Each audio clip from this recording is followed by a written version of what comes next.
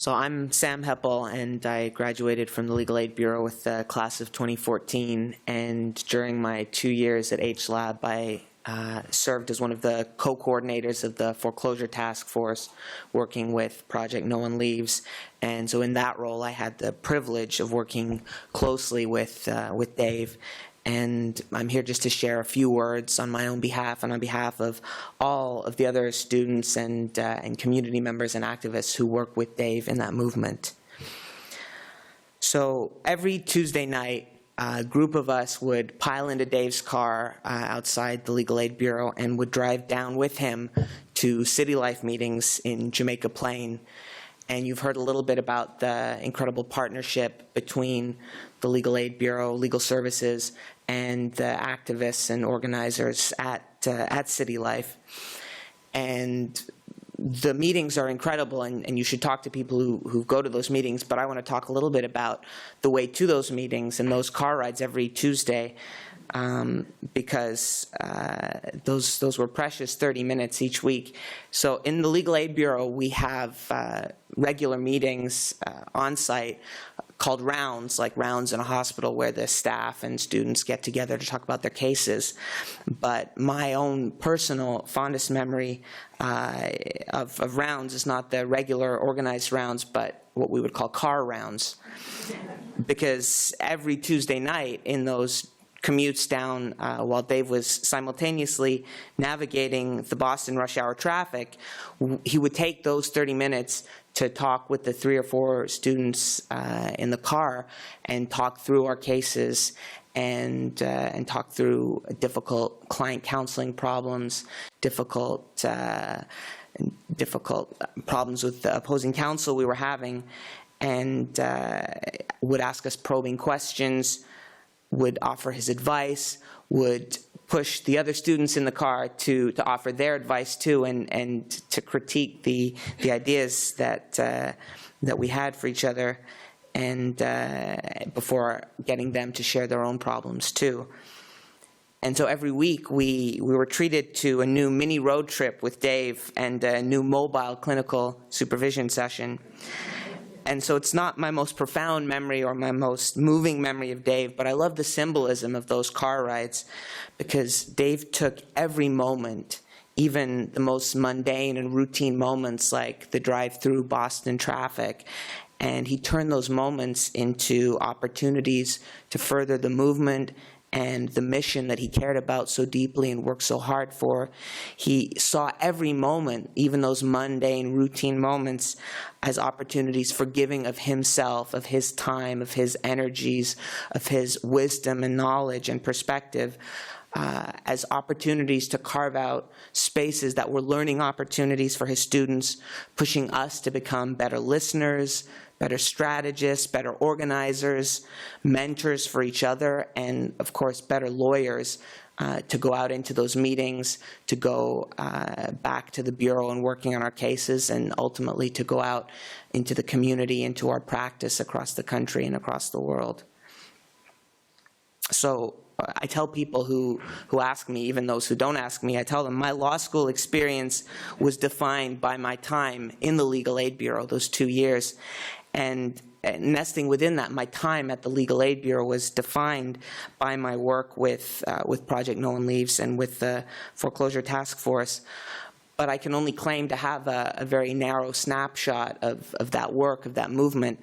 But I've heard stories from others talking about creating that movement, that project, that partnership. And again, there's no time to get into all the details here. I encourage you afterwards to talk to folks who know about it. But it's certainly no exaggeration to say that hundreds of families, thousands of families in Greater Boston have been able to stay in their homes as a direct result of Dave's work in creating and leading that project over the years.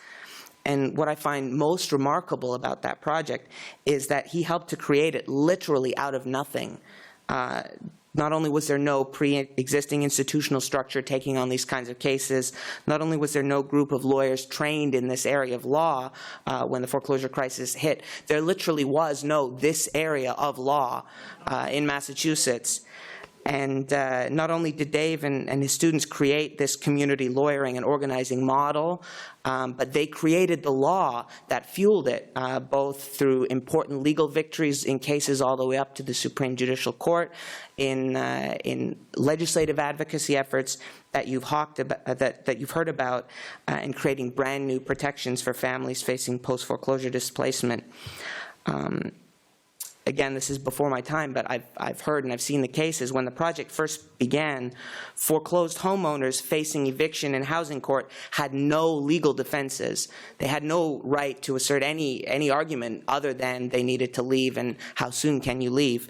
By the time I joined the project, thanks to Dave's vision and hard work and the countless students and organizers he worked with, it just so happened every single client that we met with had a good faith basis for pleading their foreclosure was invalid and the bank had no right to take possession of their home.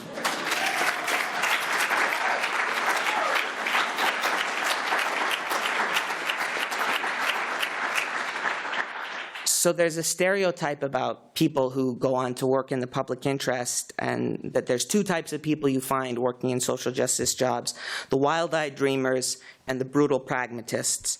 And so the wild-eyed dreamers, they have a burning passion for their mission, a deeply held sense of the just and the unjust, but they lack the practical judgment to navigate this harsh world and get anything meaningful done. And then the brutal pragmatists, also working in those same social justice positions, they know how to get things done, sometimes through making difficult compromises, but they are, in their hearts, cynical people. They've lost that core belief that a better world is possible.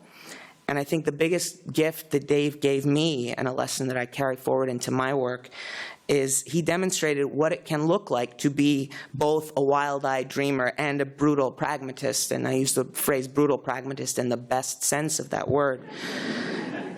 He demonstrated in creating No One Leaves and the Foreclosure Task Force, he was certainly no cynic, no defeatist, no apologist for the inevitability of the status quo, but yet his approach to the practice of law was also fiercely pragmatic.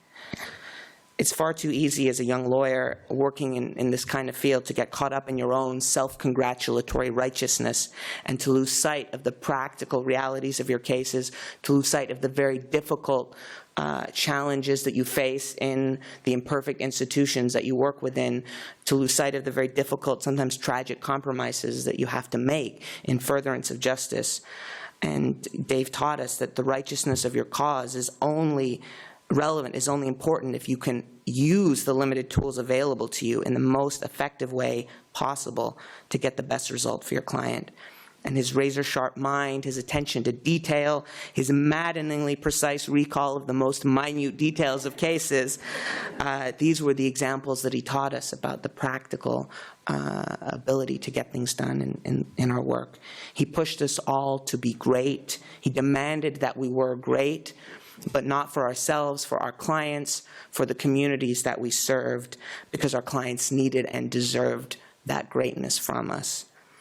He coupled those demanding expectations with unbelievable generosity, and you've heard that from other people speaking today about his generosity of time, of wisdom, of knowledge, of energy, and that time, attention, and advice was freely given day and night.